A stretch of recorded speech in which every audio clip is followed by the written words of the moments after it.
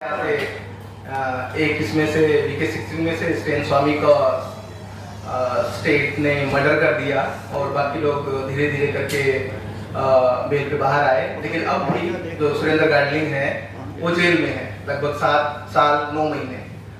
Bhima Koregaon conspiracy case के साथ में उनके ऊपर एक केस और लगाया गया जब वो कस्टडी के अंदर में थे भीमा कोरेगांव कॉन्स्पिरेसी केस में। तो उसी दौरान उनके ऊपर में सुजागढ़ जो कि गढ़चिरौली के अंदर में है एक माइनिंग एरिया है पूरा का पूरा, जो लोएड जो माइनिंग एनर्जी जो एक कंपनी है जो वहाँ पे माइनिंग करती है बेसिकली। तो वहाँ पर 2016 में स्टेट का एलिगेशन है कि कुछ लोगों ने बहुत सारे जो ट्रक्स थे जो माइनिंग का काम कर रहे थे वो हम ट्रकों को आग लगा दी और उसके बाद में सुरेंद्र गाडलिंग को लगभग 1.5 साल के बाद भीमा कोरेगांव कॉन्स्पिरेसी में अरेस्टेड होने के बाद में इस केस में इम्प्लीकेट किया गया।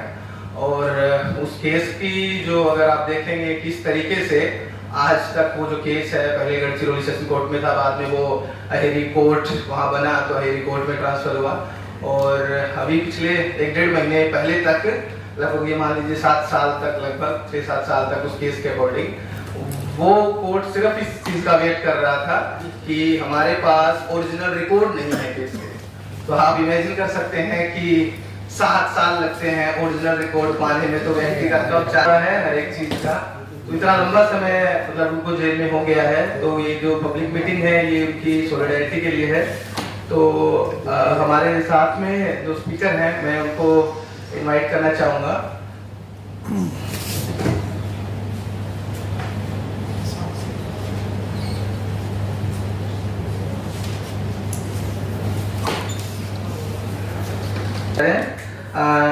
गौतम भाटिया जी जो हैं उनसे रिक्वेस्ट करूंगा कि वो भी आ जाएं। जर्नलिस्ट सौरभ दास हैं उनसे रिक्वेस्ट करूंगा कि वो स्टेज पे आ जाएं।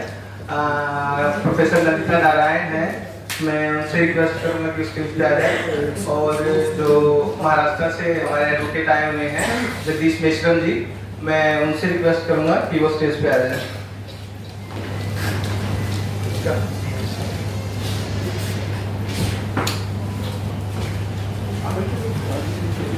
का जो लीगल है वो तो बहुत ही खराब है कि आज तक ट्रायल भी ये लोग शुरू नहीं कर पाए हैं। लेकिन जो दूसरा केस है भीमा कॉन्स्पिरेसी केस पर बहुत बात हुई है, उसके लीगल एंगल पर बहुत बात हुई है, उसमें जिस तरीके से फोरेंसिक रिपोर्ट आई है किस तरीके से उस पर भी बात हुई है। लेकिन जो सुरजागढ़ वाला केस है वो कहीं ना कहीं जो मतलब अगर हम देखेंगे उसमें भीमा कॉन्स्पिरेसी केस के अंदर में 2 लोगों को अरेस्ट किया गया था, वरवर राव और सुरेंद्र गाडलिंग। तो वो जो केस है उसके अंदर में बेसिकली जो पूरा स्टेट का कॉर्पोरेट मॉडल है गढ़चिरौली के अंदर में जो इस तरीके की माइनिंग वहां हो रही है और पूरा का पूरा स्टेट जिस तरीके से वहां पर लगातार माइनिंग को एक्सटेंड किया जा रहा है, लैंड एक्विजिशन जो इलीगल तरीके से वहां हो रहा है, पूरा का पूरा एनवायरनमेंट को जिस तरीके से वहां नुकसान पहुंचाया जा रहा है, आदिवासी जो ट्राइबल्स जो लोग हैं उनका फोर्स डिस्प्लेसमेंट वहां पे हो रहा है। तो उन चीजों के हाईलाइट करने के लिए या उन चीजों के प्रति सॉलिडेरिटी दिखाने के लिए उस एरिया के अंदर में जिस तरीके से गाडलिंग जी को टारगेट किया गया है, अगर उसके बाद आप देखेंगे 2018 के बाद में किस तरीके से वहाँ माइनिंग इतने सालों के अंदर में कैसे कैसे एक्सटेंड हुई। जो लोएड कंपनी है जिसके ट्रक फूके गए, जिस केस में गाडलिंग जी को और वरवर राव को अरेस्ट किया गया, उसके साथ में ही वहां पर जब जो माइनिंग का एक्सटेंशन हुआ वहां 2022 के अंदर में तो एक बड़े लेवल पर, तो वहां पर जो आदिवासी जो लोकल ऑर्गेनाइजेशन है गढ़चिरौली के अंदर में वहां पर प्रोटेस्ट हुए, बहुत सारे लोगों को अभी रिसेंटली 2023 के अंदर में बहुत सारे एक्टिविस्टों को वहां से अरेस्ट किया गया। तो अगर हम देखेंगे गाडलिंग जी का जो अरेस्ट है उस समय 2018-19 के अंदर में इस केस में, और अब जो पूरा उसके बाद चला है और जो लोएड माइनिंग कंपनी है वहां जिस तरीके से वो कर रही है, अभी रिसेंटली भी वहां से एक बड़ी अपडेट आई है कि 40,000 करोड़ रुपए का वो लोग और इन्वेस्टमेंट कर रहे हैं। वहां से जो आयरन कोर होता है वहां से वो लोग डायरेक्ट जो डिग्गी एयरपोर्ट है वहां पर उसको लेके जाएंगे। तो आप सोच लीजिए कि वो पूरा का पूरा किस तरीके किस मॉडल से वो चल रहा है। वहां की जो जनता है, ट्राइबल जो रीजन है वहां का पूरा उस चीज का वर्कआउट कर रहा है कि किस तरीके से इलीगली उनकी लैंड को एक्वायर किया गया है। तो उसी के साथ में उसके साथ सॉलिडेरिटी दिखाना, उनके केसेस को लेकर के गढ़चिरौली या पूरा वो रीजन है जो फेक नक्सलाइट केसेस के अंदर में लोगों को जेल में डाला गया। तो गाडलिंग जी ने किस तरीके से लीगल में उनका डिफेंस किया, बहुत सारे लोगों को एक्विटल कराया। तो लिस्ट भी छोटी पड़ जाएगी अगर बताने लग जाए तो उसमें बहुत सारे लोगों को उन्होंने एक्विटल करा, जो फॉल्स केसेस में लोगों को इम्प्लीकेट किया गया। तो हम पब्लिक मीटिंग की शुरुआत करते हैं। मैं महाराष्ट्र से जो एडवोकेट आए हैं जगदीश मिश्रम जी, मैं उनसे रिक्वेस्ट करूंगा कि वो अपनी बात रखें। मिश्रम जी। करीबन अभी 8 साल जेल में रहते हुए हो रहे हैं और जो नामी वकील होने के बावजूद उनको यहाँ पे बेल नकार दिया जा रहा है। भीमा कोरेगांव की केस में तो उनका नाम बहुत बार उछला है, जैसा कि हमारे साथी ने अभी बताया है कि भीमा कोरेगांव की केस से उनको जानते हैं, पर सूरजागढ़ का मामला क्या है। तो सबसे पहले मुझे अपना परिचय संक्षिप्त में देना पड़ेगा, क्योंकि मैं गडलिंग साहब से कैसे जुड़ा, तो उसके बाद उनका कैसे कैसे काम चलता था, उनको क्यों टारगेट किया गया, वो बताना थोड़ा सा जरूरी मैं समझता हूँ। इसलिए मैं पहले बता दूं कि मैं 2000 साल से एएसएफ का स्टूडेंट रहा हूँ, उसके बाद कम्युनिस्ट पार्टी ऑफ इंडिया का मेंबर रहा हूँ, कम्युनिस्ट पार्टी ऑफ इंडिया का गढ़चिरोली जिले का जॉइंट सेक्रेटरी भी हूँ। सन 2005 से गडलिंग साहब के साथ हमारी जान पहचान बनी। उस समय भी वहाँ पे कोर्ट में आया करते थे जब मैं पढ़ाई करता था। 2007 में मेरा लॉ कंप्लीट हो गया। तो उस समय जिस इशू को हम लेके चलते थे, सीपीआई इशू को लेके चलता था, वही सेम इशू पे, मतलब संविधान की रक्षा, जनता के हितों अधिकारों की रक्षा, जनता पर हुए दमन के खिलाफ आंदोलन करना, आंदोलन में सहभागी होना और जनता को लादे गए केसेस के खिलाफ मुखरता से खड़े होकर लड़ना, यही गडलिंग साहब का काम था। वो मूलतः लोग उनको बारे में कुछ बोलते हैं, उनको अभी सरकार बोल रही है कि नक्सलवादी थे, नक्सल के समर्थक थे, और एक्चुअल में अम्बेडकर राइट थे, अम्बेडकर थे।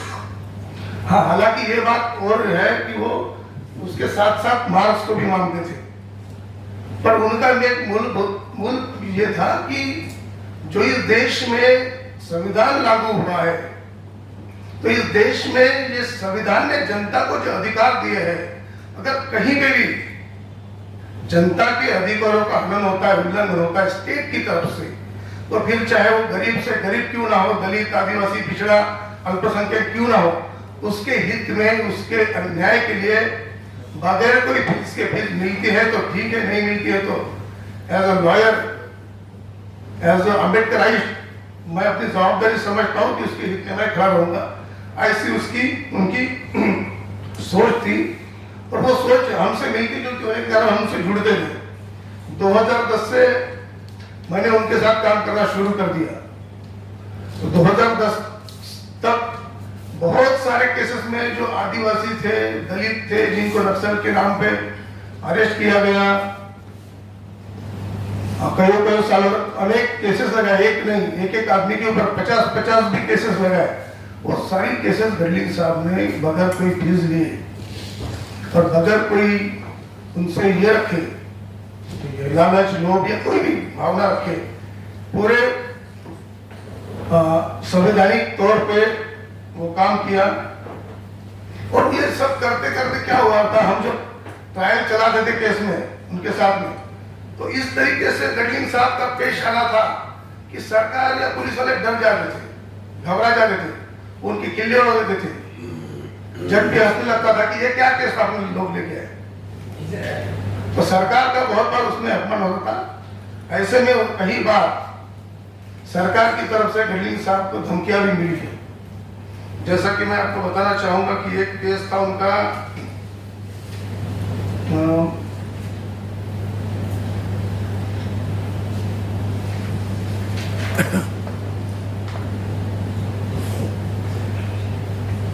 एक बंधु मेश्राम करके उनके क्लाइंट थे, वो भी नक्सल केस में पकड़े गए थे, जिनको नक्सल के नाम पे अरेस्ट किया गया था। उस समय वो बंधु मेश्राम को पुलिस ने बता दिया था, जब उनका केस गडलिंग साहब लड़ रहे थे, तो पुलिस ने तभी उनको जानकारी दी थी बंधु मेश्राम को कि तुम ताकीद दी थी, धमकी दी थी कि तुम्हारे जो साहब है गडलिंग साहब, उनका शहीद आदमी जैसा, शहीद आदमी जो बॉम्बे के लॉयर थे, जो लोगों के लिए लड़ते थे, उनका कत्लेआम कर दिया गया, वैसा ही हाल कर देंगे और ऐसे ही गडलिंग सर के जूनियर्स का भी हाल करने का, ऐसी भी उन्होंने उस समय धमकी दी थी। उसके बाद जब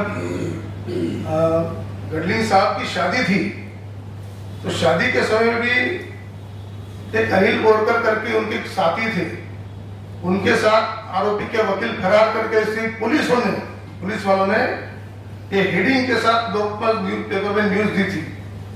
उसके बाद वो चंद्रपुर में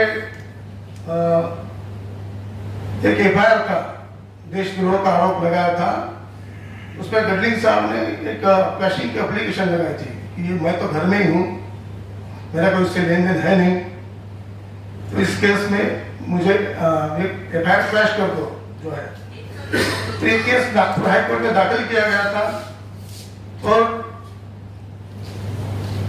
जबकि गडलिंग साहब बहुत ज्यादा अनुभवी उस समय नहीं थे, तो अभी अपने जो पिछले सीजीआई थे जस्टिस भूषण गवई साहब, वो बॉम्बे हाईकोर्ट में प्रैक्टिस किया करते थे नागपुर बेंच में। उन्होंने गडलिंग साहब ने उनको बोला था कि सर ये मेरा क्रैशिंग का एप्लीकेशन, मेरा पिटीशन है, आप उसको आर्ग्यू कीजिएगा। तो वो गवई साहब बोले तेरा ड्राफ्टिंग ठीक नहीं है, बोले ये काम कर, बोले ये जो है ना पिटीशन को विड्रा कर ले, बोले ये पिटीशन को विड्रा कर ले, बोले और नया पिटीशन बनाया। बोले गडलिंग साहब की शादी थी 15 दिन के बाद तुरंत में, वो बोले ऐसा कर सकते, शादी के दिन उठा लिया तो पुलिस ने, फिर बोले ऐसा नहीं चलेगा, मैं अपने केस खुद आर्ग्यू करता हूँ। तो उस समय के जज थे जस्टिस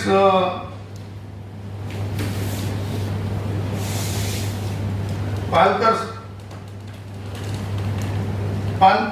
साहब, उन्होंने पालकर साहब ने एक इंटरिम ऑर्डर किया था नॉट टू अरेस्ट गडलिंग। तो फिर उसके बाद दूसरे जज आए जस्टिस जयंत पटेल, उन्होंने वो कंफर्म कर दिया, नॉट टू अरेस्ट क्रॉस कर दिया। तो उस समय जो हमदर्द मिला था, तो तीसरे भी वहां पे एक जज बन के गए थे, उनका नाम है BU वहाने, बहुत साहब वहाने करके फेमस जज वहां पे थे। तो उनके गडलिंग साहब के साथ काफी अच्छे रिलेशंस थे। तो जब उनको लिफाफा मिला हमदर्द का, जो पुलिस को पहुंचाने जाने वाले थे, तब उन्होंने बोला, ये वहाने साहब ने उनको बोला, देख बेटा, बोले ये पुलिस वालों का कोई भरोसा नहीं, बोले ये पुलिस वालों के पास लेके जाएगा, भाड़ा देंगे, तेरे को अरेस्ट कर देंगे, ये हमदर्द मेरे पास ही रहने दें। और जिस दिन उनकी शादी थी तब वो जब गए तो उस दिन उन्होंने बोला, ये देख तेरा लिफाफा अभी मेरे पास जेब में सुरक्षित है, तेरे को कुछ होगा नहीं। ऐसी ये बताने का ये मकसद था कि ये थ्रेट्स जो है उनको तब से आ रहे थे। उसके बाद फिर दूसरा एक मर्डर हुआ था नागपुर में, अप्पू यादव करके एक गुंडा था, उसका मर्डर हुआ था।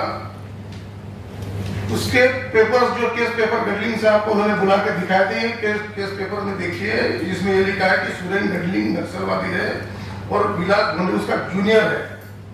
और एक केस चल रहा था उनका, एक नाम था उसका दादाराव संभाजी कराड़े का केस था टाडा कोर्ट में, और टाडा कोर्ट में देशमुख करके जज साहब थे, टाडा कोर्ट के स्पेशल जज।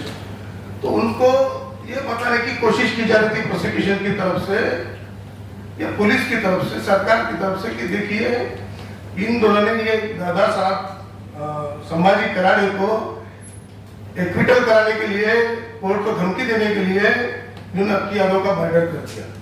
तो ये सारी थ्रेटनिंग का सिलसिला चलता रहा। फिर उसके बाद 2013 में इसका मैटर है, साईं बाबा का मैटर है। साईं बाबा के मैटर में तो हम लोग साथ ही थे। गढ़चिरौली भले स्टेशन कोर्ट होगा, पर गढ़चिरौली से 40 किलोमीटर दूर मेरा गांव है, जहाँ पे मैं रहता हूँ, आरमोर तहसील में। तो हम मेरे घर से सब सेशन चलाते थे, सब वहीं रुके थे, और डे टू डे सेशन चल रहा था। जब ये सेशन चला, ये सेशन चलो, कोई भी सेशन चलो, गडलिंग साहब ने ऐसा देखा नहीं कि इसमें मेरे को पैसे नहीं मिल रहे तो मैं इसको थोड़ा सा बाईपास करके चलूंगा, इसको स्लो चलाऊंगा। जो भी केस उनके हाथ में आ रहा था, पूरी ताकत के साथ, उतनी जिंदादिली के साथ उसको लड़ते थे। तो जब ये केस चल रहा था, साहब बाबा का डे टू डे केस चल रहा था, तो उसमें एक बाउचे करके SDPO थे। तो बाउचे ने मेरे सामने गडलिंग साहब को तभी धमकी दी थी, 15-16 की बात है, वो धमकी दी थी कि देखो, बोले आपका भी इसमें नाम आ सकता है, बोले, और आपको भी बेल देना पड़ सकता है। उनको तो बोले मुझे भी बोले वो, देखो बोले अभी हट जाओ, अभी मौका है। तो हमने उसमें हटने का सोचा नहीं, वो केस चलता गया और वो जो केस चला कोर्ट हमारा इंतजार करता रहा, टाइम टू टाइम कब आएंगे, केस चला, डे टू डे चलता रहा। तो उन्होंने जो उसकी भड़ास निकालनी थी तब नहीं निकाली। और जो घटना बताई गई है, जिस दिन हम कोर्ट में थे, कोर्ट के अंदर थे, उससे 8-15 दिन पहले ही हमारे घर से वो सब चल रहा था, स्टडी चल रहा था, रोज कोर्ट का जनाजा चल रहा था। उसी दिन वो घटना में सूरजागढ़ में जाकर 76 ट्रक जलाए गए। तो ट्रक जलाने वाले नक्सल करते थे या और कौन थे ये किसी को पता नहीं, क्योंकि पूरा वहां का जो इलाका है, पूरी वहां की जनता है, वो सब सारी की सारी जनता ये माइनिंग के खिलाफ थी।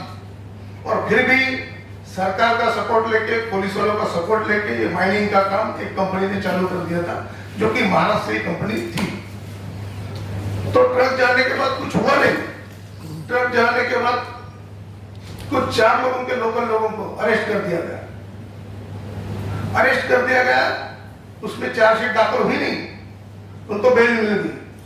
बेल मिलने के बाद आप देखिए केस की त्रासदी ऐसी है कि बेल उनको बेल मिल गई जो कि लोकल आदमी है और जिनके खिलाफ आरोप यह था कि ये तो हमको जगह पे मिले हैं, हमने इनको वही जगह पे देखा है, हमारे पास सबूत है, ये गांव का ये है, ये गांव का ये है, ये गांव का है। ये सभी लोग उस घटना में थे जिन्होंने इस घटना को अंजाम दिया। उनका बेल हो जाता है, 16 में बेल हो जाता है उनका, 17 जाता है, 18 जाता है, चार्जशीट नहीं आता। फिर भीमा कोरेगांव में 6 जून को इनको अरेस्ट कर दिया जाता है और बताया जाता है कि इसके घर से दस्तावेज मिले। ये दस्तावेज में ये है कि इन्होंने प्राइम मिनिस्टर का असैसिनेशन का प्लॉट बनाया है, जबकि आप देखेंगे तो पूरी चार्जशीट में ऐसा कुछ है भी नहीं। तो ऐसा प्रोपेगेंडा सरकार की तरफ से, पुलिस विभाग की तरफ से चलाया गया। और जब ये सब चलाया गया तो जब उनको लगा कि इसमें एक लेटर है वरवरा राव का गडलिंग के नाम से और गडलिंग का वरवरा राव नाम से, जो फैक्चुअल है नहीं है, उसके बगैर डीप में जाते हुए, उसका बगैर कोई इन्वेस्टिगेशन किए बिना उनको जनवरी में 19 में अरेस्ट कर दिया गया। अरेस्ट करने के बाद 3 महीने भीतर वो चार्जशीट दाखिल नहीं कर पाए। चार्जशीट दाखिल नहीं कर पाए तो उन्होंने और एक्सटेंशन मांगा, एक्सटेंशन मिल गया। फिर चार्जशीट आया, तब जाके कहीं वो 4 लोग, पिछले वाले जो 4 लोग थे उसमें से अभी एक मर भी गया है, तो उनके खिलाफ, सबके खिलाफ चार्जशीट है। अभी देखिए कि जो 3 लोग जो कल्प्रिट बताए गए, मतलब अभी तो हम इतना ही बोल सकते हैं कि जिनके ऊपर आरोप है उनका बेल का कुछ बोल नहीं रहे हैं, उनका बेल कंटिन्यू हो गया है। उसमें मेडिकल ग्राउंड पे वरवरा साहब को बेल मिल गया है, तो गडलिंग साहब को बेल क्यों नहीं? सवाल ये सबसे जरूरी सवाल है। और मैं समझता हूं कि सर हम तो बहुत कम अनुभव है, पर हम समझते कि सुप्रीम कोर्ट बहुत बड़ा कोर्ट है और सब चीजों को वो न्याय करता है, सब चीजें समझता है। पर हमारे गुरु थे, हमारे नेता थे कॉमरेड गोविंद पानसरे, जिनको 2015 में उनको हत्या कर दी गई थी गोली मार के, तो बोलते थे मराठी में, हमको बताते थे, देखो बेटा सर्वोच्च न्यायालय में जो सर्वोच्च शहानपना नवे, इसका मतलब ये सर्वोच्च जजेस है, सर्वोच्च न्यायालय ये कोई बहुत बड़े होशियार लोग है ऐसा नहीं है, पर उसके ऊपर अपने कॉन्स्टिट्यूशन में कुछ है नहीं, इसलिए ये बड़े बने हैं। तो वो उसके सामने उसके बारे में बात साफ सर करेंगे। और उसके बाद मैं कुछ और चीजें बताना चाहूंगा कि इस चीज में जितना मैं समझता हूं कि तुरंत बेल मिल जानी चाहिए थी सेशन कोर्ट से, उसके बाद हाई कोर्ट से, नहीं तो फिर ये सुप्रीम कोर्ट ने बार बार अनेक कई फैसले हमने पढ़े हैं, हम उसका इस्तेमाल किए हैं अपने लोअर कोर्ट में कि जिसको 5 साल हो जाते हैं एटलीस्ट को कौन सा क्राइम उसमें देखा ही नहीं जाए। आपको इतना देखना है कि उसमें ट्रायल शुरू हुई या नहीं हुई, कंक्लूड हुई या नहीं हुई। अगर ट्रायल शुरू ही नहीं हुई, प्रोग्रेस नहीं हुई, बगैर कुछ देखे बगैर उसको सीधा बिल अलाउ करना चाहिए, पर ऐसा नहीं हो रहा है इस केस में। ये केस में अलग ही चल रहा है। तो इसके पीछे बहुत सारे कारण है कि ये सरकार जो है स्पेशल रूप से गडलिंग साहब के पीछे पहले से लगी थी। गडलिंग साहब इनको जब यहाँ पे पुणे में जब पहले बार अटक करके लाया गया था, अरेस्ट करके लाया गया था, तब एक वहाँ के कमिश्नर थे, पुलिस के बड़े ऑफिसर थे रविंद्र कदम, जो पहले से गडलिंग साहब के पीछे लगे थे नागपुर से लेके जब से उन्होंने प्रैक्टिस शुरू की। और जिस तरीके से वो स्टेट की पुलिस की धज्जियां उड़ाया करते थे और लोगों को न्याय दिलाते जाते थे, मतलब अगर ये 2-3 साईं बाबा का केस रहे और 1-2 केस और वर्णन का श्रीनिवासन का केस, ये 2-4 अगर केस छोड़ दिए गए तो ऐसी कोई भी केस नहीं थी कि जिसमें उन्होंने एक्विटल नहीं कराया। बाद में ये सारे केसेस में हाईकोर्ट से एक्विटल हो ही गया है। तो ये देखना चाहते थे कि ऐसा कौन सा आदमी है।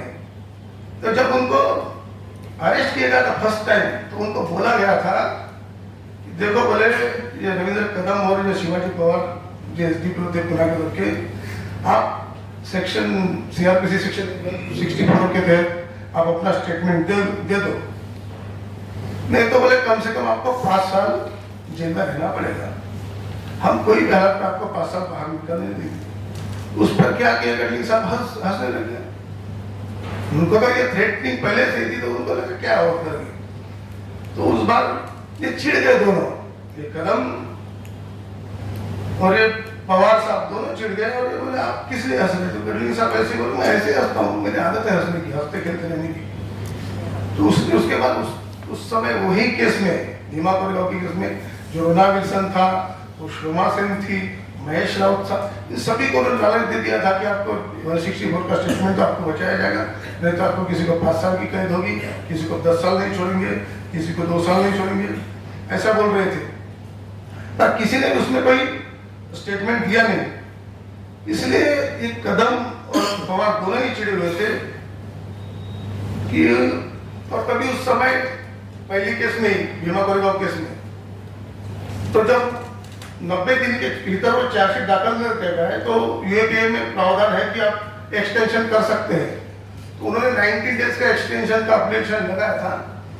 तो जब आर्गुमेंट चल रहा था कोर्ट में, उस समय मैं भी था वहां पुणे कोर्ट में, तो सारे लोग बोल रहे थे गडलिंग साहब बोले मैं कुछ नहीं बोलूंगा। उन्होंने आर्गुमेंट किया नहीं, बोले तो बोला। तो उनका सोच ये था कि अभी इतने सालों का जो एक्सपीरियंस था, तो उनका यह सोच था कि ये कहीं ना कहीं गलती करेंगे, अगर मैं आर्ग्यू करूंगा तो उनको गलती समझ में आ जाएगी, तो उनको गलती को अपने को पकड़ना है। जब मौका मिलेगा, अभी नहीं, और जब मौका मिलेगा तो उनकी गलती को पकड़ना है।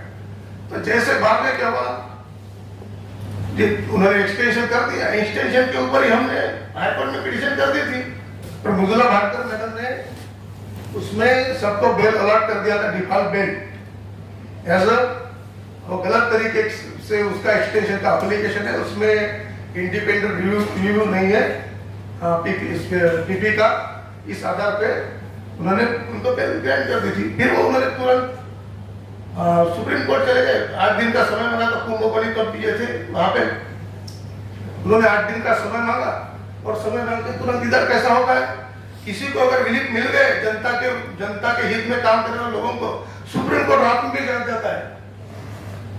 सही में बताता हूँ, हम तो यहाँ काम नहीं करते, हम तो उधर दूर दराज के इलाके में काम करते हैं, पर किसी को रिलीफ मिल जाती है।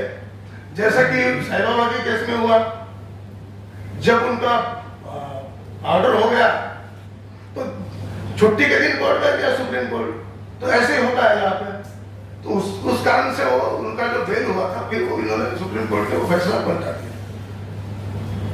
तो ये सारी चीजें हैं।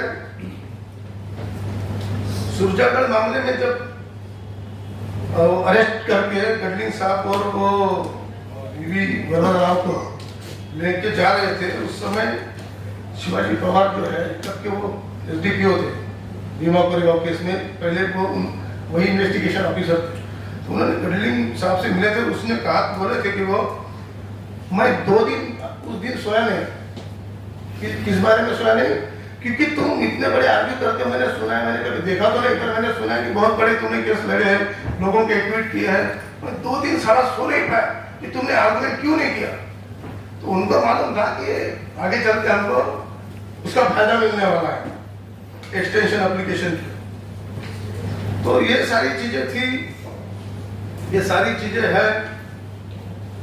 गडलिंग साहब के बारे में और कुछ बोलना नहीं है। ये एक और केस था,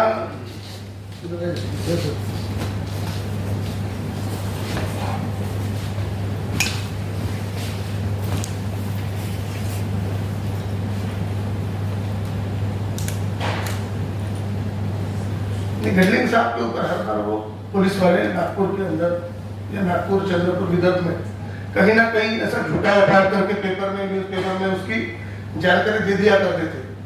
तो एक बार ऐसा हुआ कि फिर वो न्यूज़ के केस में मैंने जो बोला था,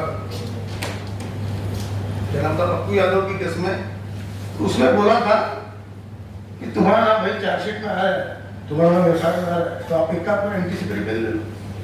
तो गडलिंग साहब बोले थे उस समय उनके दोस्ते के थ्रू, उनके जूनियर के थ्रू, और जो कुछ पुलिस के अच्छे मित्र भी हैं उनके थ्रू गडलिंग साहब को बताया गया कि भाई आप ये काम करो, आपके खिलाफ इतना आ रहा है, एंटीसिपेटरी बिल ले लो।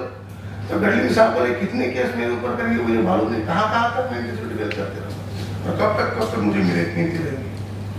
तो हर बार उनको धमकी आती है, और धमकी ये भी थी कि देखो भाई आपको हम इतना ही कहना चाहते हैं, आप पुलिस के खिलाफ कम से कम कोई काम मत करो। और दूसरी ये बात है कि आदिवासी रहे, दलित रहे, अल्पसंख्यक रहे, उसके फेवर में आप केस मत करिएगा। यही उनको हर बार से उनको लगा कि ये जेल में रहना है, आदमी टूट जाएगा, बिखर जाएगा, गिड़ आएगा, बोलेगा हमको बेल ले दो, भी हो गया बहुत साल, मेरे छोटे छोटे बच्चे हैं वो बड़े होने को है, ये सब करेगा। पर उन्होंने किया नहीं। जब भी कोर्ट में आते हैं हंसते हंसते आते हैं, जब भी बात करते हैं हंसते हंसते करते, कोर्ट वालों का, जज का भी मजाक उड़ा देते हैं, तो फिर वो चिढ़ जाते हैं लोग। तो ये सब चीजें ये इनको भाले रहे कि इसका मनोबल क्यों नहीं टूट रहा। तो इस केस में हमने ये देखा कि सिर्फ उन लोगों को ही नहीं जो कि ह्यूमन राइट्स डिफेंडर्स हैं, जो कि इस तरह की कॉरपोरेट लूट, जंगलों को जो खत्म किया जा रहा है, खदानें बड़ी बड़ी कंपनियां निकाल रही हैं, उनके खिलाफ जो लड़ रहे हैं उनको तो खैर कई लोगों को अक्यूज किया ही गया है। लेकिन खास बात भीमा कोरेगांव वाले केस में यह है कि दो बहुत प्रोमिनेंट लॉयर्स, एक सुरेंद्र गाडलिंग और एक सुधा भारद्वाज, जो इन लोगों को डिफेंड करती हैं, जिनके खिलाफ झूठे मुकदमे कर दिए जाते हैं, जो कॉरपोरेट लूट के खिलाफ मुकदमे करते हैं, उन लोगों को भी इसमें चार्ज किया गया। और जैसे आपको बताया गया, सुरेंद्र गाडलिंग तो बहुत सारे लोगों को डिफेंड कर चुके थे, सक्सेसफुली डिफेंड कर चुके थे। इस वजह से पुलिस और सरकार के आंख में वो बहुत बड़ा कंकड़ बन गए थे। इसी तरह से सुधा भारद्वाज भी। तो उनको सबक सिखाने के लिए सिर्फ झूठे इल्जाम ही नहीं लगाए गए, लेकिन एक सॉफ्टवेयर, इनके केस में नेटवायर, इनके और रोना विल्सन के केस में एक सॉफ्टवेयर था नेटवायर, जिससे इनका कंप्यूटर इन्फेक्ट किया गया। आर्सेनल कंसल्टिंग की बहुत डिटेल्ड रिपोर्ट है। और कुछ और लोगों के केस में पेगासस, जो एक इजरायली सॉफ्टवेयर है, जो कि भारत ने इजराइल सरकार से, जब मोदी जी पहली बार गए थे 2017 में इजराइल में, तो पहले प्रधानमंत्री थे जो वहाँ गए, जहाँ पर एप्स्टीन फाइल में लिखा है कि एप्स्टीन ने बोला कि he sang and danced for Trump in that visit।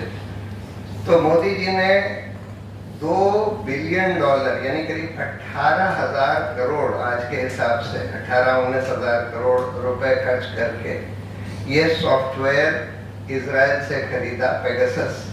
नेटवायर तो कमर्शियली अवेलेबल सॉफ्टवेयर था, जिसको आप यूज कर सकते थे सिर्फ स्नूपिंग के लिए ही नहीं, पेगासस और नेटवायर दोनों को, बल्कि किसी के कंप्यूटर में अगर आपको कोई मैलिशियस ईमेल डालनी हो, इन्फेक्ट करनी हो, तो आप डाल सकते थे। और यही किया गया सुरेंद्र गाटलिंग के केस में।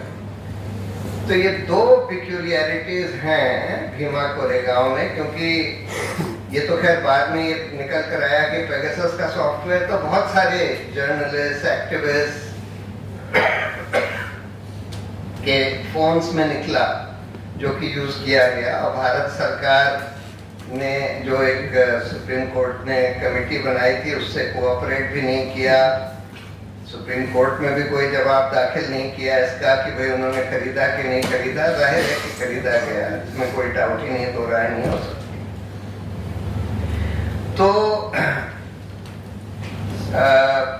दूसरी बात, तीसरी बात कि इस केस में अब देखिए 8 साल हो गए करीब करीब सुरेंद्र गाटलिंग के जेल में रहते हुए, ट्रायल भी नहीं शुरू हुई है,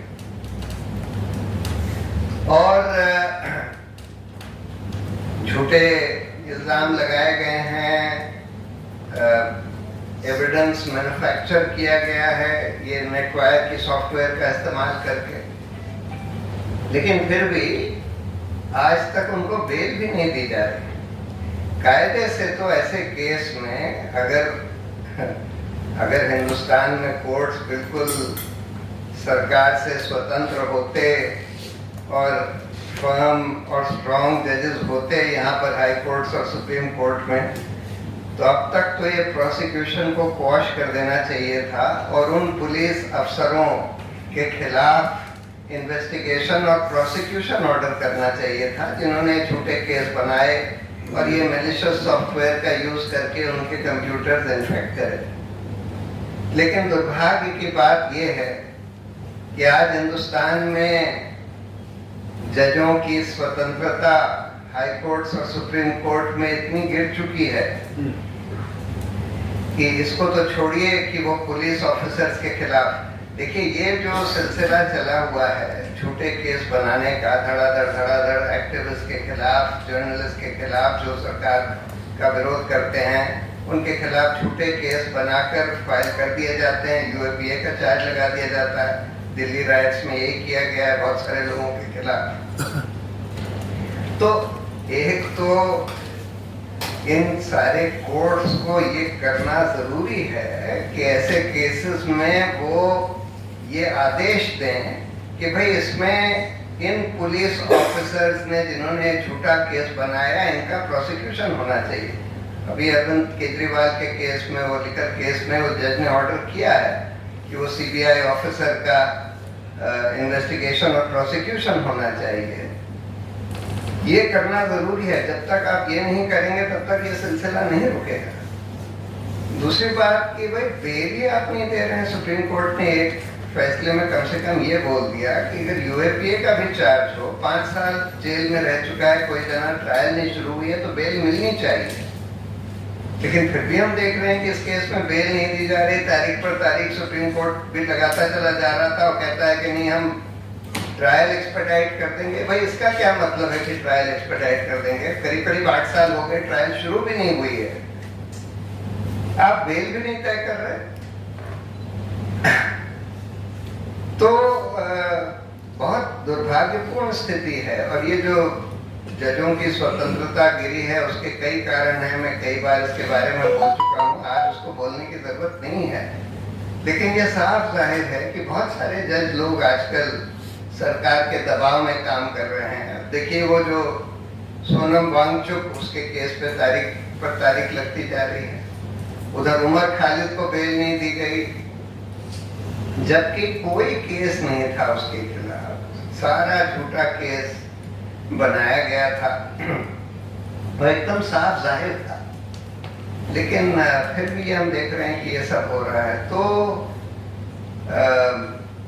इसलिए हम लोगों को तो देखिए, हम लोगों का तो ये काम होना चाहिए कि जहाँ जहाँ इस तरह का हम देखते हैं कि झूठा केस बनाया गया है उसके खिलाफ हम लोग आवाज उठाएं। उसमें जो पुलिस ऑफिसर्स हैं उनको आइडेंटिफाई करके उनके प्रोसिक्यूशन की मांग करें, क्योंकि जब तक ये सब नहीं शुरू होगा कि उनका प्रोसिक्यूशन, इन लोगों को लगता है कि भाई हमारा क्या जाता है, झूठा केस बना दो, 10 साल के बाद जाकर, 20 साल के बाद जाकर एक्विट हो जाएंगे, हमारा क्या जाता है। हम तो सरकार के दबाव में सरकार हमको अच्छी पोस्टिंग दे देगी, प्रमोशन दे देगी, जब तक इनको ये एहसास नहीं होगा कि अगर झूठा केस बनाएंगे, फैब्रिकेटेड एविडेंस यूज करेंगे, तो इनका खामियाजा भुगत सकते हैं और इनका खुद का प्रोसिक्यूशन हो सकता है, तब तक ये सिलसिला नहीं थमेगा। और ये सिलसिला हम देख रहे हैं चलता ही चला जा रहा है। दूसरी बात यह है कि जब भी कोर्ट्स का कोई अच्छा फैसला आता है उसकी तारीफ करनी चाहिए, जब कोई खराब फैसला आता है उसका जमकर विरोध करना चाहिए। जब हम ये करते हैं तभी कोर्ट्स को समझ में आता है कि पब्लिक ओपिनियन कहाँ खड़ी है। और ये सब कंटेम्प्ट ऑफ कोर्ट वगैरह का जो डर लोगों के अंदर बैठ गया है कि भाई हम कोर्ट्स का कोई विरोध नहीं कर सकते, कोर्ट्स के खिलाफ नहीं बोल सकते, बिल्कुल बोल सकते हैं। ये तो एक लोकतांत्रिक देश है, कम से कम कहने के लिए लोकतांत्रिक देश है, तो इसलिए ये हमको कहने की जरूरत है। और ये बहुत ही अनफॉर्चुनेट है कि सुरेंद्र गाडलिंग, जो कि इतने बढ़िया वकील, जैसे आपको अभी बताया गया, इतने लोगों की उन्होंने मदद करी है, बगैर पैसा लिए मदद करी है, उनके केसेस करे हैं, और उनको इसलिए पनिश किया जा रहा है, उनको इसलिए जेल में रखा जा रहा है क्योंकि वो करीब करीब सारे केसेस में सक्सीड करते थे, इतने अच्छे वकील थे इतने लोगों, इस तरह के लोगों के लिए। तो हम लोग सब उनके साथ खड़े हैं, हम लोग सब इस पुलिस का, इस सरकार का और इस न्यायिक व्यवस्था का की आलोचना करते हैं कि ये सब होने दिया जा रहा है और इतने साल से उनको बेल भी नहीं दी जा रही। यही मैं कुछ कहना चाहता था। बहुत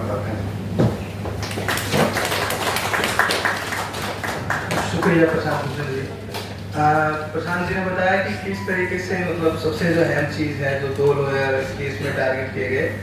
मैं एक एग्जांपल देना चाहूँगा अभी फिलहाल अच्छा खासा 8000 पीस का, माने ऐसे एकेडमिक पेपर हो किसी जर्नल में छापे, उस क्वालिटी का ये पीस था। और ये लोग जो जेल में है यूएपीए के तहत, जिस कानून के अंदर वो जेल में है, वो उसी कानून को एनालाइज कर रहे हैं और दिखा रहे हैं क्या क्या शॉर्टकमिंग्स है इसकी। तो ये मुझे काफी यूनिक लगा, तो हमने वो पीस छापा। उसके बाद इनफैक्ट 2025 में हैनी बाबू और सुरेंद्र गांधी ने 2 और ऑथर पीसेस भेजे हमें, तो हमने उनके 3 पीस छापे हैं, और हर एक पीस बिल्कुल बारीकी से आर्गुमेंट किया गया है, बिल्कुल नुआंस के साथ।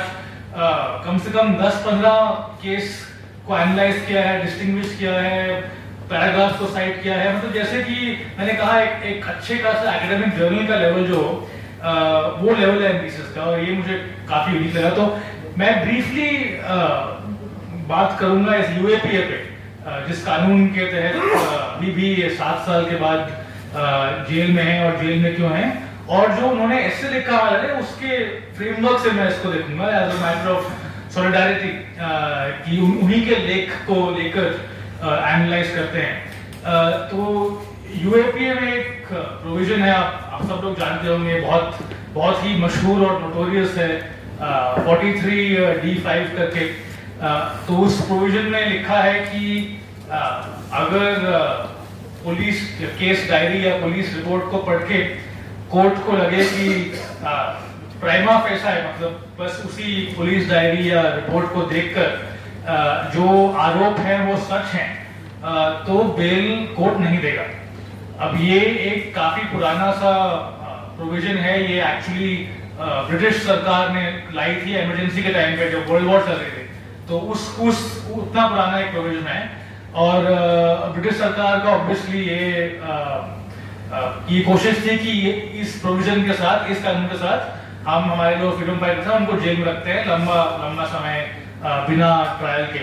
लेकिन हमारी सरकार ने आजादी के बाद वैसा ही एक प्रोविजन नए कानून में डाल दिया। तो आजादी के बाद भी हमारे कानून में वो प्रोविजन है कि अगर कुछ ऑफेंसेस में अगर बस पुलिस डायरी या रिपोर्ट पढ़ के जज को लगे कि हाँ ये आरोप सच है, तो बेल नहीं मिलेगी। End of course police diary और केस रिपोर्ट जो है वो पुलिस का ही वर्जन है, तो उस टाइम पे ना डिफेंस की एविडेंस है, ना क्रॉस एग्जामिनेशन है, ना ट्रायल हुआ है। तो जो ओपिनियन फॉर्म करना है कोर्ट को, वो केवल एक साइड के वर्जन को देखकर ही फॉर्म होगा। तो अनलेस वो वर्जन इतना खराब हो, इतना मीनिंगलेस हो, बेल मिलना काफी मुश्किल है। यूएपीए के तहत बहुत ही मुश्किल है। तो ये कानूनी ढांचा है, ये कानूनी पोजीशन है। अब 2018 में सुप्रीम कोर्ट की जजमेंट है वताली के नाम से, उसका नाम भी आप लोगों ने सुना होगा। और उस जजमेंट में सुप्रीम कोर्ट ने जो पहले से ही मुश्किल है यूएपीए के अंदर बेल मिलना, उसको लगभग इम्पॉसिबल कर दिया। क्योंकि अब यूएपीए कहता यह है कि आप जो कोर्ट है, जज है, तो आप पुलिस डायरी को देखेंगे, रिपोर्ट को देखेंगे और फिर अपना ओपिनियन फॉर्म करेंगे कि आरोप सच है या नहीं। लेकिन यूएपीए ये नहीं कहता कि आप कितने गौर से देखेंगे पुलिस रिपोर्ट को, चार्जशीट को, आप कितना इन्वेस्टिगेट करेंगे, जज कितना इन्वेस्टिगेट करेंगे, जज कितने सवाल करेंगे प्रोसिक्यूशन से। अब मान लीजिए फॉर एग्जांपल एविडेंस एक्ट में हियरसे एविडेंस, यानी कि अगर मैं कहूं कि मैंने सुना कि उसने उसको कहा कि ऐसा हुआ है, तो वो एडमिसिबल नहीं है एविडेंस एक्ट में। तो मान लीजिए कि पुलिस रिपोर्ट में ऐसा हियरसे एविडेंस है कि ए या एक्स ने सुना कि वाई ने जेड को ये कहा, तो क्या बेल के समय पे उसको लिया जाएगा? तो ये सब यूएपीए में नहीं बताएगा, ये तो जजमेंट से ही आएगा। तो इस वताली जजमेंट में सुप्रीम कोर्ट ने ये कहा कि जो कोर्ट है, कोर्ट को एक बिल्कुल लाइट टच देखना होगा रिपोर्ट को। Court can't conduct mini trial, मतलब कोर्ट ज्यादा सवाल नहीं कर सकता प्रोसिक्यूशन से, ज्यादा गौर से नहीं देख सकता चार्जशीट को।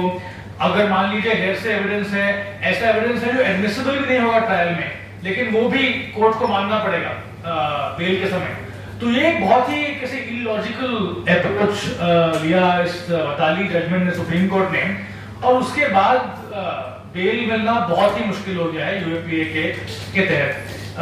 Of course it is still possible. अगर मान लीजिए ट्रायल कोर्ट जज या हाई कोर्ट जज चाहते हैं कि हाँ हम गौर से देखेंगे चार्जशीट को, सवाल करेंगे, तो कर सकते हैं। लेकिन वताली एक एक्सक्यूज बन गया है कोर्ट्स के लिए कि हाँ ये चार्जशीट, ये पुलिस रिपोर्ट, इसमें तो एविडेंस बिल्कुल हियरसे एविडेंस है, ये बहुत ही वीक केस है, लेकिन वताली ने कहा हम देख नहीं सकते इसको, इसलिए हम बेल मना कर देंगे।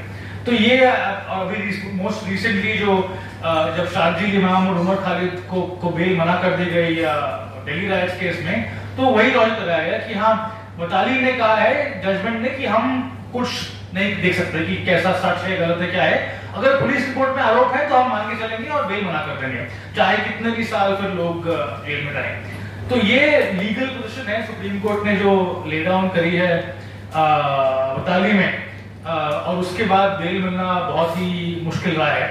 तो ये जो सुरेंद्र गैटलिंग और हैनी बाबू ने जो आर्टिकल एस्से लिखा, उन्होंने वताली का एक बहुत ही बारीकी, बहुत ही नुआंस्ड, बहुत ही गहरा क्रिटिक किया। और उन्होंने काफी पॉइंट्स उसमें रेज किए कि वताली क्यों गलत है।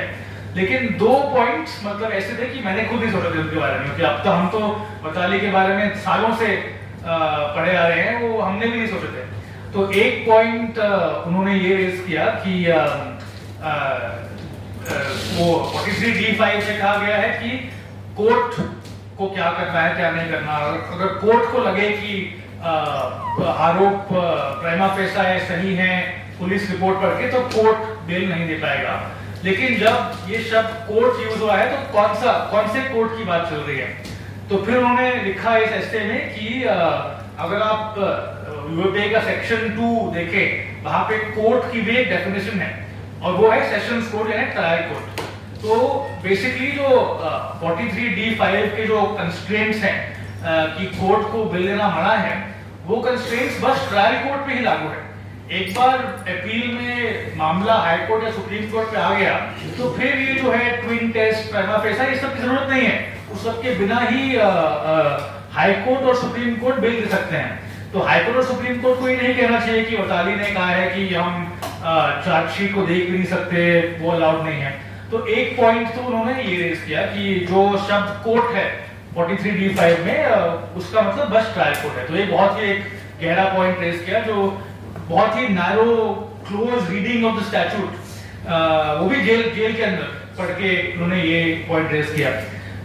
दूसरा उन्होंने ये पॉइंट रेज किया कि जो बताली जजमेंट और बाकी जो सुप्रीम कोर्ट की यूएपीए जजमेंट्स हैं, उन्होंने बेसिकली क्या किया है, जो स्टैंडर्ड है बेल का यूएपीए के अंदर, उन्होंने वही स्टैंडर्ड यूज किया है जो डिस्चार्ज के लिए है। उसका मतलब मैं आपको बताता हूँ। ट्रायल के पहले एक स्टेज हियरिंग की स्टेज है, वो चार्ज फ्रेम करने की, माने कि पुलिस रिपोर्ट आई, चार्जशीट आई, तो उसके बाद एक आर्गुमेंट होता है चार्ज पे कि क्या एक बेसिक थ्रेशोल्ड पार हो गया है कि अब जो एक्यूज्ड लोग हैं उनको हम चार्ज करेंगे और ट्रायल शुरू करेंगे। अगर उस टाइम पे डिफेंस ने दिखा दिया कि ये आरोप जो है वो बिल्कुल फ्लिम्जी हैं, बिल्कुल नॉन एग्जिस्टेंट हैं, तो कोर्ट फिर वहीं पे डिस्चार्ज कर देगा। तो अभी रिसेंटली अरविंद केजरीवाल की जजमेंट है, आपने सुना होगा उसके बारे में। तो ट्रायल कोर्ट ने कहा कि ये आरोप इतने कमजोर हैं, इतने रागा फ्लिम्जी हैं कि हम इनको यहीं पे डिस्चार्ज कर रहे हैं, ट्रायल की जरूरत भी नहीं है, क्योंकि कोई चांस ही नहीं है कि ये दोषी साबित होंगे।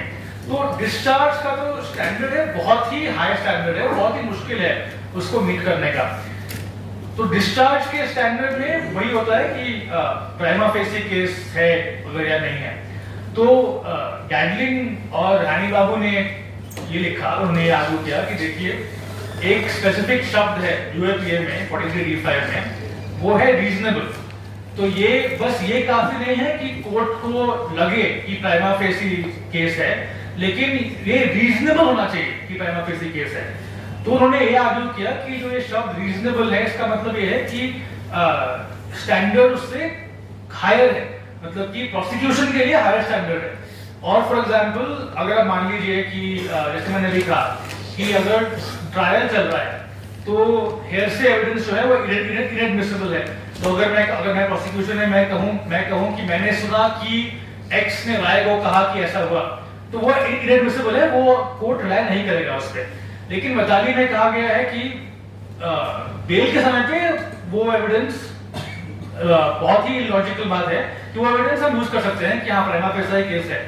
तो गैडलिंग और हैरी बाबू का आर्गुमेंट ये है कि अगर मान लीजिए कोई एविडेंस ऐसी है जो ट्रायल पे इनएडमिसिबल होगी, तो फिर रीजनेबल कैसे हुआ कि आप इसको भी इसमें लें प्राइमा फेसी केस के लिए। इसलिए फॉर एग्जांपल अगर बेल की स्टेज पे इनएडमिसिबल एविडेंस जो है उसको भी यूज नहीं करना चाहिए to determine prima facie case. तो ये तो इस एस्से में फिर हैनी बाबू और सुरेंद्र गैडलिंग ने बिल्कुल हमारा जो अप्रोच है यूएपीए के तरफ और जो हमारी सोच है यूएपीए की तरफ, उन्होंने बिल्कुल बदल दी और उन्होंने दिखाया कि जो सुप्रीम कोर्ट ने जूरिस्प्रूडेंस अपनी ले डाउन करी है वो बिल्कुल गलत है, बिल्कुल wrong reading of the statute है। और उन्होंने एक रास्ता दिखाया कि कैसे इन फ्यूचर हम एक प्रोग्रेसिव और एक प्रो लिबर्टी रीडिंग कर सकते हैं इस प्रोविजन की। ऑफ कोर्स अभी सुप्रीम कोर्ट के सामने ऐसे आर्गुमेंट्स तो मुश्किल है मेक करने, क्योंकि सुप्रीम कोर्ट आजकल काफी एंटी लिबर्टी कोर्ट है। कुछ जजेस हैं जो नहीं है, लेकिन मोस्ट जजेस काफी एग्जीक्यूटिव के को डेफर करते हैं इन केसेस में। लेकिन उन्होंने हमें दिखाया है और एक पाथवे दिखाया है कि कैसे हम ऐसे रिस्ट्रिक्टिव स्टैट्यूट्स को जिनके तहत वही जेल में है, गैडलिंग ही जेल में है, कैसे हम ट्राई कर सकते हैं as lawyers to give it a more progressive reading. और जैसे मैंने कहा, जो मुझे जो एस्टोनिशमेंट है, आश्चर्य है कि ये जो पूरा ऐसा आर्गुमेंट जो बहुत ही कॉम्प्लेक्स है, उन्होंने बिना इंटरनेट एक्सेस के, बिना एससीसी मनुपात्रा के जेल में ये सब उन्होंने लिखा और पूरा फॉर्मुलेट किया, सोचा और फिर एक बहुत ही लंबा ऐसे लिख के हमें भेजा कि हाँ ये आर्गुमेंट्स हैं। और मेरा होप ये है कि अब बाकियों को बेल मिल गई है, अब जल्द ही गैडलिंग जी को बेल मिल जाए और वो जो ये सब बढ़िया आर्गुमेंट्स है वो हमारे साथ करे, लेकिन जेल के बाहर करें और जेल के अंदर नहीं। तो शुक्रिया।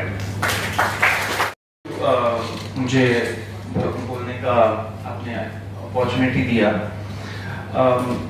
बहुत ही कम टाइम में मैं अपना पॉइंट रखूंगा एंड मेरे जो पॉइंट्स है वो थोड़े कोर्ट सिस्टम से रिलेटेड है। जो नुआंसेस है केस के वो तो हमारे लॉयर्स ने यहाँ पे समझा दिया, लेकिन जब मैं ये केस के बारे में लिख रहा था लास्ट ईयर, फ्रंटलाइन में मेरा कॉलम है केस इन पॉइंट, उस पर मैंने लिखा था सुरेंद्र गार्लिन जी के केस के बारे में। एंड उस टाइम से, एंड जो बाकी सारे केसेस भी है पॉलिटिकल प्रिजनर्स के, उन सारे केसेस को देखता हूं तो फिर कभी कभार मैं सोचता हूं कि ये सुप्रीम कोर्ट को हो क्या गया है, what has the Supreme court become. Increasingly we are seeing that the Supreme Court has become a managerial court. It is managing incarcerations. अभी उनका एक जजमेंट है 2021 का, जो अभी के चीफ जस्टिस है सूर्यकांत, उन्होंने ऑथर किया, नजीब जजमेंट। उसमें उन्होंने क्लियरली कुछ पेजेस में उन्होंने लिखा कि when there is prolonged incarceration and there is no possibility of a trial, then the courts have to grant bail in matters like UAPA, and that has been extended to PMLA also. जब इतना clear एक judgement है, and जो author थे उन judgement का आज वो चीफ जस्टिस है, उनके कोर्ट में फिर ऐसा इनजस्टिस कैसे हो रहा है? तो now you are seeing that the Supreme Court has become a managerial court for incarcerations, जहां पे स्टेट चाहती है कि ये लोग ये व्यक्ति जेल में रहे, जितना टाइम रह सकते हैं तब तक रहे। वहां पे आप देख रहे हो कि how the courts, the constitutional courts are coming and being in a way complicit with the state in keeping them in jail. So manager of incarceration ultimately they are seeming to be. अब गार्लिन जी के case में it's going to be close to 8 years, and 8 years is not a short time, and the judges know that very well. अभी आप उनका अगर case देखेंगे supreme court में कैसे प्रोसीड हुआ, उससे आपको पता चल जाएगा कि कैसे वो एक मैनेजरियल कोर्ट की तरह काम कर रही है।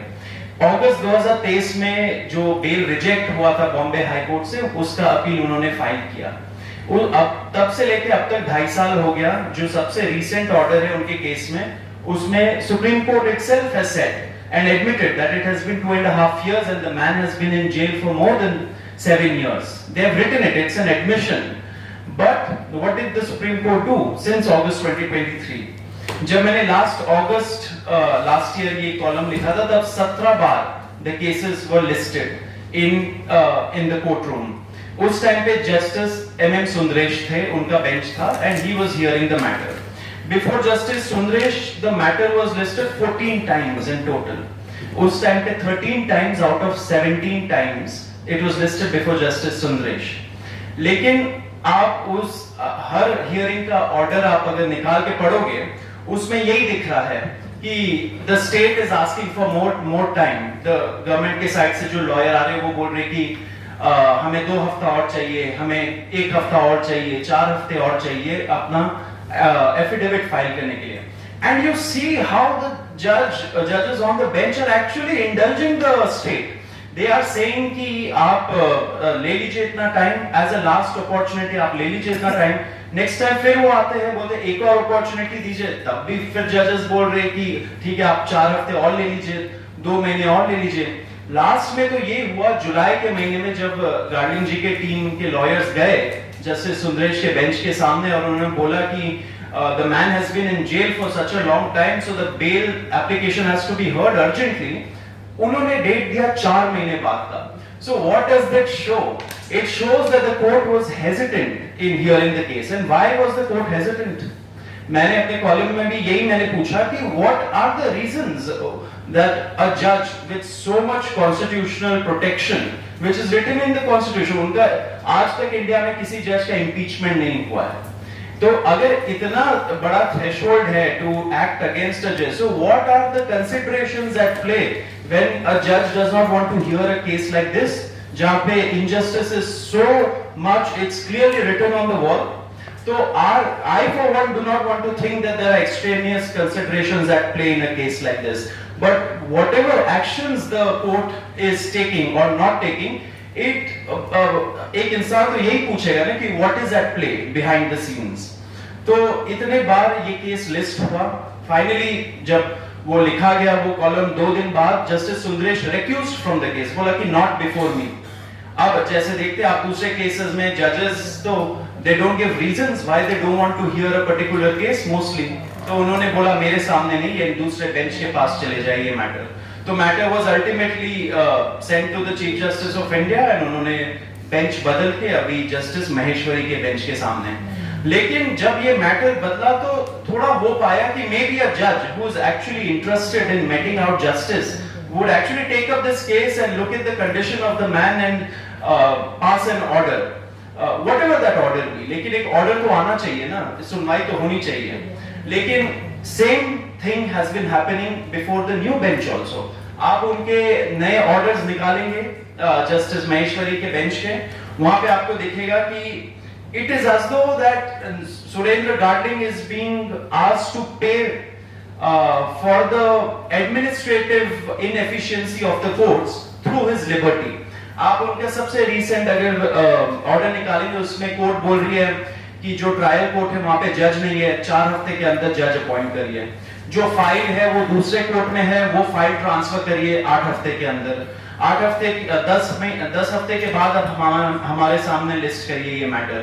तो इट्स एज दो ये जो एडमिनिस्ट्रेटिव इनएफिशिएंसी हमारे कोर्ट रूम्स का, जो महाराष्ट्र में ये जो एक मैटर चल रहा है एनआईए कोर्ट में जो भीमा कोरेगांव मैटर है उनके खिलाफ, दूसरा जो गडचिरोली में वहां पे लोकल कोर्ट में चल रहा है। तो यहाँ पे जो फाइल ट्रांसफर वगैरह से रिलेटेड, जज ना होने से रिलेटेड, जो पब्लिक प्रोसिक्यूटर नहीं है, वैकेंसी है, उससे रिलेटेड इन सारे मामले में the Supreme Court is showing a lot of urgency। बोल रहे 4 हफ्ते, 8 हफ्ते, 3 हफ्ते, 2 हफ्ते में आप अपॉइंट करिए।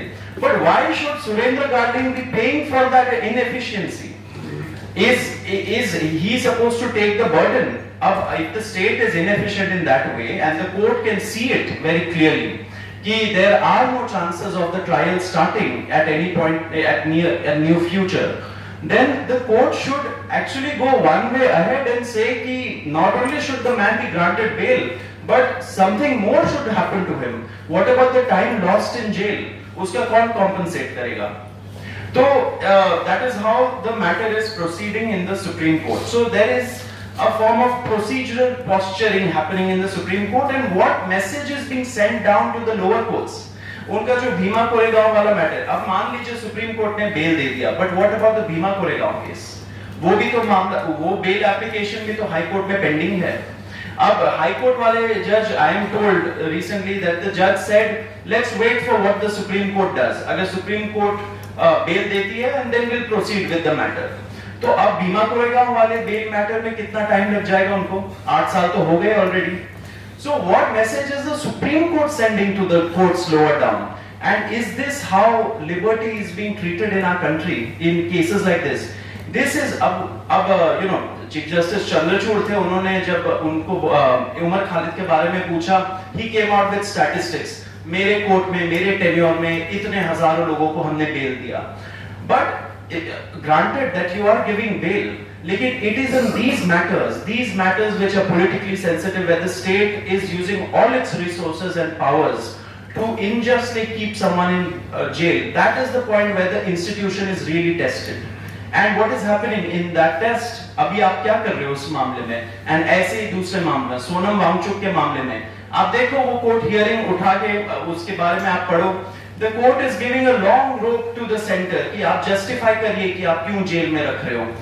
And it has been 7 months and it's a habeas corpus matter। The habeas corpus matters should be taken up immediately। The judge should be throwing away all the files from his bench and taking up that matter and hearing it urgently। लेकिन वो नहीं हो रहा है, 7 महीने हो गए। And this is the condition in most of these other politically sensitive matters, जहाँ पे सरकार बोलती है कि जितना टाइम जेल में रखे तो उतना अच्छा होगा, and the court is also being seen as though it is complicit in that injustice। अब ये जो सबसे recent वाला ऑर्डर है सुप्रीम कोर्ट का सुरेंद्र गार्डलिंग के मैटर में, it is a master class in how to appear concerned without actually freeing the person whose liberty has been destroyed। And जो इनके साथ दूसरे मामले में जो को अक्यूज थे उन सबको बेल कब का मिल गया था? I think within 3 months initially when they were arrested they were given bail and the state did not appeal against that bail order। Only this man has been targeted and he is in jail। क्या supreme court के जजेस को ये नहीं दिख रहा है? क्या हाई कोर्ट के जजेस को ये नहीं दिख रहा है? उनको दिख रहा है लेकिन they are not doing anything about it। And अभी तो मुझे ये नहीं पता था, अभी रिसेंटली पता चला कि there is a ED case, PMLA case against mister Gadling also. तो नॉट ओनली इज ही सब, तो there is a democracy sword hanging over him. he would get bail. If he does get bail from the Supreme Court, then he would have to get bail in Bhima Koregaon, and after that he would have to get, perhaps, I don't know what the state plans, but then he might have to again go to court in the PMLA matter. So, ऐसे, when one case loosens, the other case is tightened, and that is the modus that is being operated in the country, and the courts are, aiding it, being complicit in it, or just being silent. Ultimately, I would just end by saying that even if, Surendra Gadling ji is let out of jail, it is a big shame on the Indian judiciary. A lot of people have hope, people from my generation, people who are, just getting into the legal profession also. आज आप सुनोगे उनको बोलते हुए, there's disillusionment. जैसे वो court system में घुसते बोलते हैं, यहाँ पे तो setting चल रहा है, यहाँ पे तो fixers बन रखे. The number of fixers that have increased in the legal system. आज आप किसी lawyer, young lawyer से पूछिए कि क्या करते अगर ऐसे कोई निकल गए and आप उनसे मिल लिए, तो वो बोलेंगे very proudly, smiling, oh, I'm a fixer. So is this the morality with which we are operating and this system is operating? So the kind of judges that are being appointed, अभी recently parliamentary response था कि 8,630 complaints have been received against sitting judges by the Office of the Chief Justice of India in the last 10 years. What have you done of those complaints? I would agree that there are some vexatious complaints perhaps against judges, क्योंकि दो side होती है, एक side हमेशा नाराज होगी जो भी ऑर्डर आएगा. But what happened to those 8,630 complaints? अभी Chief Justice सूर्यकांत के बेंच ने NCRT मामले में बोला कि we know how to handle people who talk on, are commenting about the NCRT row and the corruption chapter. लेकिन shouldn't the institution, the Chief Justice who leads it, come out and give us an answer about those 8,630 complaints? So what are the kind of judges with what kind of spine, what kind of temperament are being appointed in our system, who ultimately are responsible to mete out justice to people like Surendra Gadling, Umar Khalid, Sonam Wangchuk and so many others? This is a question that we need to ask. And in the last 10 years, unfortunately, the reforms that should have taken place, that if you look at any of Surendra Gadling's orders, trial court से, trial court वहाँ पे लिख रही है कि video conferencing system नहीं चल रहा है, तो arguments are not being heard, वगैरह वगैरह. These are all inefficiencies of the state, and these reforms should have taken place in the last 10 years, but we are not talking about it. We are not talking about what kind of people are being selected, appointed, at whose behest, and for what reasons. We are not talking about it, and the institution is also unwilling to talk about it, and whatever little is being talked, it is trying to curtail that argument. So I think these are very serious questions, and I hope and pray that Mr. Gadling gets the bail, and in all other matters included, and that the court not just grants bail but also does little more, uses उसके खिलाफ आवाज उठाना. अगर हम इतना भी नहीं करेंगे तो हमारी इंसानियत हम खो देंगे. As a teacher, I can not really call my self a teacher. कुछ साल पहले एडवोकेट कॉलिन गोंजाल्वेस ने यहाँ पे पब्लिक मीटिंग ऑर्गेनाइज की थी, who will defend the defenders. तो हम लोग पुराने जमाने में भी टारगेट होते थे, लोग डिसेंटर्स टारगेट होते थे इन डिफरेंट वेज, लेकिन वकीलों को जिस तरह से टारगेट किया गया है, कि हमारी first line of defence and the last line of defence are the lawyers. हम कहाँ जाएंगे? मेरी अपनी जॉब चली जाती बहुत पहले. I was the president of the union and I was targeted by the university administration and the college administration, and it was only lawyers like Prashant Bhushan and his brother Jayant Bhushan who stood on one leg the whole day till 5 o'clock. आई गया किसी तरह से वो case. The judges were just about to get up and I got a stay order. I mean, that was a very small thing, losing a job. यहाँ तो people are losing their lives. तो Surendra Gadling's son is here. I want to say to him, your father is a hero. And all the people who have been targeted under the BK16 and also after the Northeast Delhi riots, they are our heroes. We have another hero sitting here, Gautam Navlakha. We cannot argue about his case here probably, I don't know. He's not allowed to come and sit with us on the panel. But he should be sitting here and telling us what has happened to him. तो अब जो हो रहा है सारा legal case के बारे में आप लोगों को बहुत अच्छी तरह से बताया. मैं डिफेंस कमेटी की मेंबर थी, प्रोफेसर साई बाबा की डिफेंस कमेटी की member. Through that committee we had some interaction with Surendra Gatling, but I didn't personally meet him as far as I remember at that time. But I strongly believe कि क्योंकि उन्होंने जो मेहनत की उस time पे, पूरा केस का जो अपील था वो फाइल किया, उसको पेनस्टेकिंग अपील, उसी के बेसिस पे आगे जाके वकीलों ने आर्ग्यू किया.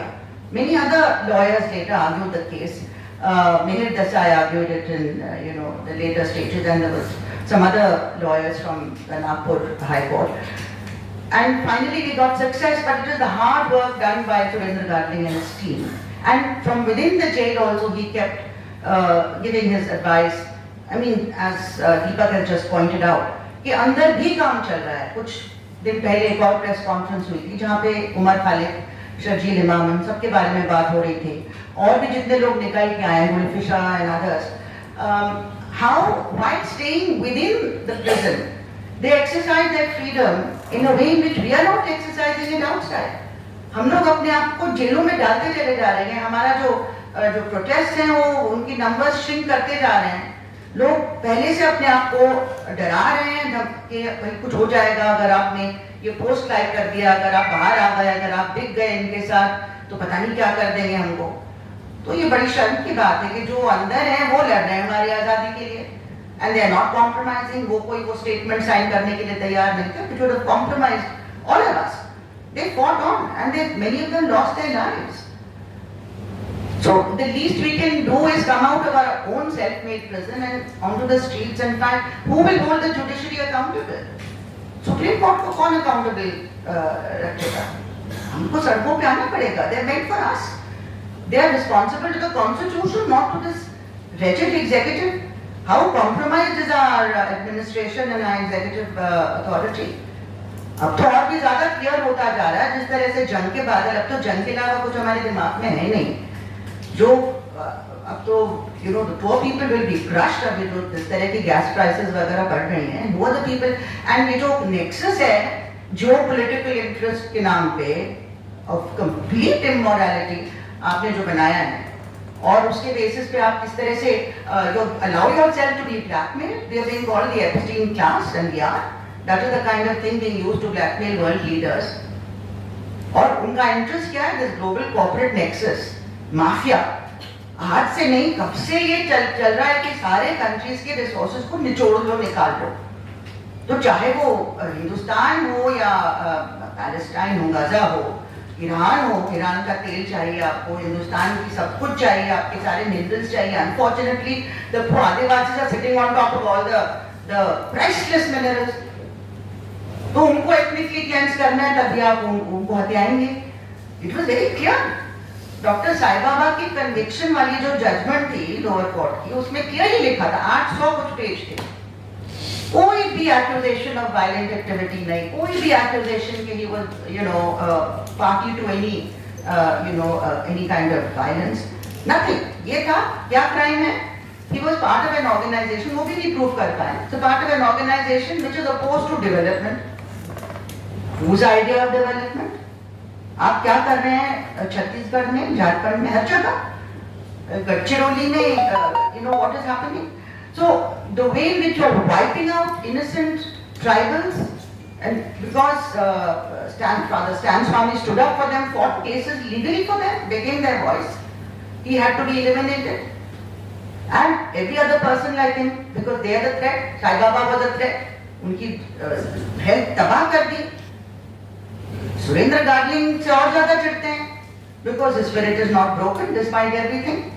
वो फिल्म बनाई उन्होंने. He came out for a short while and he made a film about the jail conditions. They could never forgive him for that. हंस रहे थे उसमें और गाना भी गा के सुना रहे थे.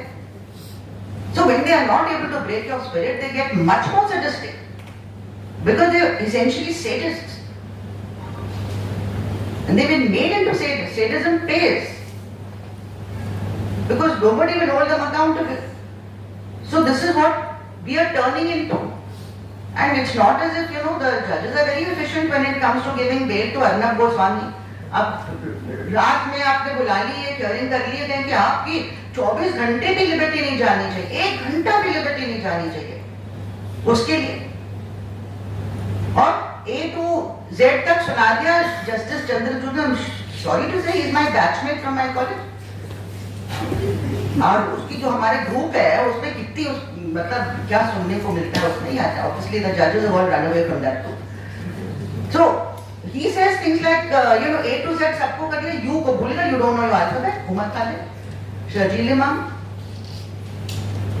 सो this is what is happening here, and it's protected from the very top. It is not just a local sort of fellows, it's a global nexus, and we have to fight by unite. I mean, if this is a global phenomenon, then the resistance has to be global.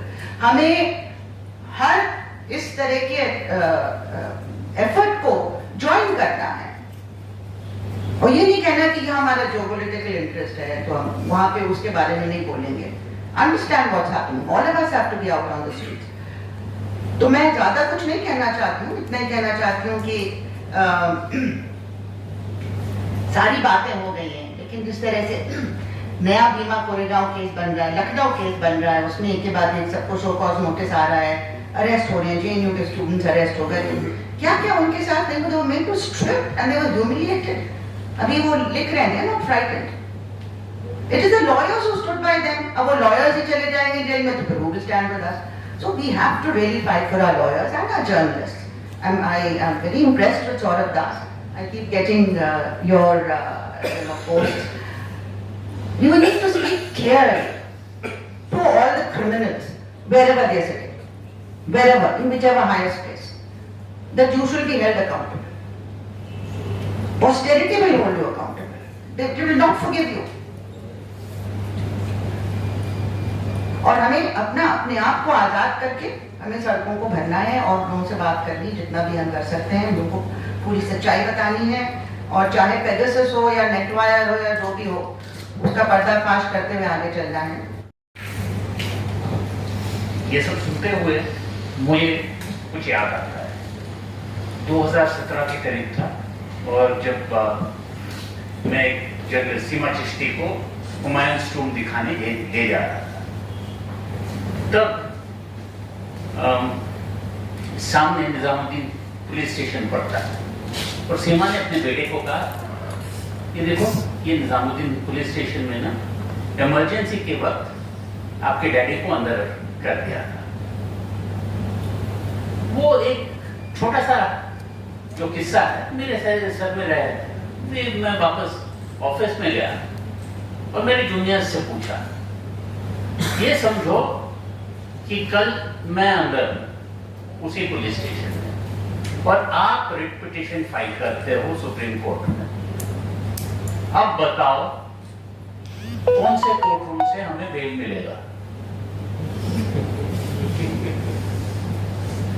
और उस वक्त वो 2017 था, और तभी हमने सोचा था कि शायद कोर्ट नंबर 4 या 5 से शायद मिल जाए. आज अगर वही सवाल मैं वही जूनियर से पूछूं तो मैं ये दावे के साथ नहीं कह सकता हूं कि कौन से कोर्ट रूम से मिलेगा. और ये क्यों है? ये इसलिए है कि जैसे जैसे दबाव चलता आ रहा है, हमारे सारे इंस्टीट्यूशंस अपने आप में खोखले होते जा रहे हैं. प्रोफेसर साहिबा ने अपने क्लासमेट के बारे में कहा, वो हमारे लॉ प्रोफेसर भी रह चुके हैं, हमने उन्हीं से लॉ सीखा. जो सिखाने में और जो ऑर्डर देने में बहुत कुछ फर्क होता है. और जो वहां बैठे हैं बहुत सारे हैं, मेरे उम्र के हैं, मेरे दोस्त रह चुके हैं, हमारे साथ प्रैक्टिस कर चुके हैं, तो वो उस पार है, हम इस पार है. मैं हमेशा सोचता हूं कि क्या अगर मैं उस साइड जाता एक आध बार मौके भी थे, तो क्या मैं भी वही बन जाता? और ये क्यों होता है? ये इसलिए होता है क्योंकि जज अपने को स्टेट मशीनरी का एक हिस्सा मानते हैं और ये नहीं पूछते हैं कि उस मशीनरी का क्या हिस्सा है। मेरे ख्याल में जजों का काम होता है उस मशीन या उस गाड़ी के ब्रेक बनना। अगर गाड़ी बेकाबू हो रही है, कहीं गलत रास्ते पे जा रही है, तो उन्हें ब्रेक लगाना, पूछने का अधिकार है उन्हें। पर आजकल के जज, जैसे कईयों ने कहा है कि मैनेजरियल है या ये है, वो ब्रेक नहीं एक्सीलरेटर बन जाते हैं। और वो उनके एक्सीलरेटर बनने के साथ साथ एग्जीक्यूटिव और भी हावी हो जाता है। आज अगर मैं ये देश को देखूं, इस देश में जितना जनता डरी हुई है, मेरे ख्याल से शासक भी डरे हुए हैं और एग्जीक्यूटिव भी डरी हुई है। शासकों का ये कहना है या सोचना है कि पहले श्रीलंका में हुआ, फिर नेपाल में हुआ, फिर बांग्लादेश में हुआ, पता नहीं कब कहां यहां हो जाए। और उसी के कारण चलते हुए अगर कोई भी डिसेंट हो, कोई भी प्रोटेस्ट हो, तो एकदम से सारे सेक्शन निकालो, फेंक डालो, फिर बाद में देखते हैं आगे कोर्ट्स क्या करते हैं। और अगर कोर्ट्स उस वक्त सवाल नहीं पूछते हैं और कह देते हैं अरे हमें तो 60 और केस देखने हैं, इस केस में तो टाइम लगेगा, इस केस में फलाना जनरल नहीं है, फलाना जनरल आएंगे तभी बहस होगी, तो कोर्ट अपना जो ब्रेक का काम छोड़कर एक्सेलरेटर बन जाता है, एक एक्सेलरेटर ऑफ इनजस्टिस बन जाता है। हमारे एक मित्र है जो सीनियर एडवोकेट है और काफी नामी वकील है, मिस्टर RS चीमा।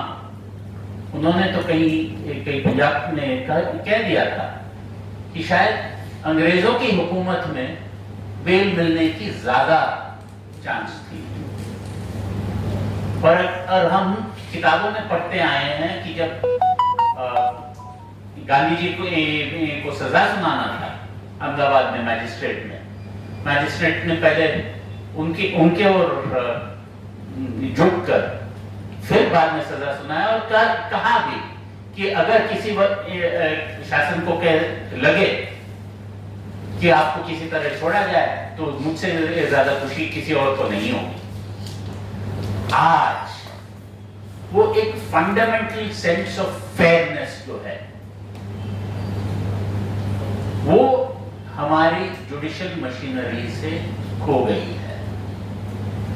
आखिर सुरेंद्र गाडलिंग हो, उमर खालिद हो या कोई भी हो, कितने साल जेल रखो, चार्जेस फ्रेम नहीं होते हैं, ट्रायल चलेगा नहीं, और सबको पता है कि अगर आप वो चार्जशीट्स पढ़े और कोई नॉवेल पढ़े, उसमें ज्यादा कुछ अंतर है नहीं, पर चलाया जाएगा, प्रोसेस चलाया जाएगा, और फिर जैसे गौतम ने कहा वटाली रटाया जाएगा। तो ये ना इंसाफ है ना देश के लिए अच्छा है। और जैसे प्रोफेसर साहिबा ने कहा है कि हम सब तो जो कहना था कह रहे हैं, सड़कों पे जहां निकल रहे हैं, पर कुछ दिन आ जाएंगे, कुछ दिन और सही ये सह लेंगे, चंद रोज और मेरी जान, फकत चंद ही रोज और, फैज साहब ने कह दिया था। पर इसके बाद क्या? अगर ये बादल चले मेन प्रॉब्लम यही है मेरे ख्याल से कि हमारा देश आजाद हुआ, हमारे लोग कभी स्वतंत्र नहीं बने, इसलिए क्योंकि जो पुलिस स्टेट जो पहले था अंग्रेजों के साथ, उसी हुकूमत से हम भी चला रहे हैं हुकूमत।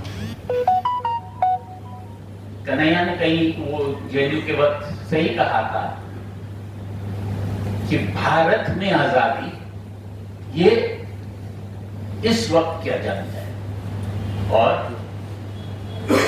गार्डलिंग साहब के बेटे गौतम, बहुत सारे नए लोग हमारे, मेरे जहन में तो वही वो जो जस्टिस कृष्णा अय्यर के फ्रेज है, मार्टर्स ऑफ द कॉन्स्टिट्यूशन, उसी कैटेगरी में एक दिन लिखा जाएगा। तो आजकल